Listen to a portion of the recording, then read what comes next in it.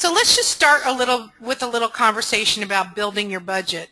I know this sounds really basic, but when you're looking at building a budget as big and detailed as Windows 7, you need to really think about starting at the beginning. And all the people that we've talked to with our customers and out in the industry is a really good budget starts with a really good project plan. And this is something that I think that Andrew and Glenn have seen in different scenarios, that sometimes budgets happen totally divorced of the project plan.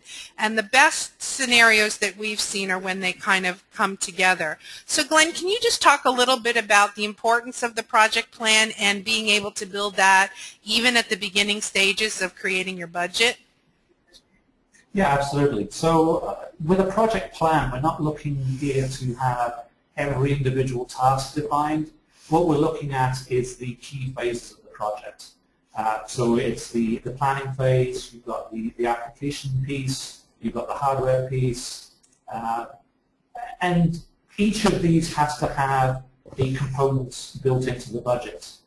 Too many times, and I've been guilty of this in the past, you consider the piece that's most forefront in your mind, and you look to that piece. What you need to do is pull all of the disciplines together. You need your engineers, you need your trainers, you need your deployment teams, you need your hardware support people. They all need to bring to you what it's going to cost to do their piece of the puzzle. And short of that, if you don't even know the costs, just being able to articulate the pieces that you need to execute the functions you have to do within that at least gets you a jump start toward applying costs to that. Yeah, and Terry, one of the things too with the project plan is, there is a tendency sometimes to put sort of a gut shot approach when you're putting it together. So it's like, all right, application packaging, 2 months, desktop design, a couple weeks. We find that's how people sometimes get into the weeds. Ultimately, a good project plan should be almost like a mathematical equation. Like, how many people do I pilot? How long do I want them to test it for?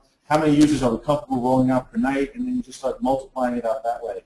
So it can be kind of difficult in the beginning. There's just like a natural tendency to not want to do it that way. But as you're looking at budgets and staying within budget, that is the right approach to take. Yeah, and I think you're bringing up a good point, which is it can feel very overwhelming to start building it, but I think that in my experience, I always do kind of start at the beginning. I kind of imagine the users where they are today, and at the end of this, they're completely migrated to Windows 7. Now, what are all the different things that have to happen to get them there? And as Glenn is saying, what are the different teams that have to get involved to get them there?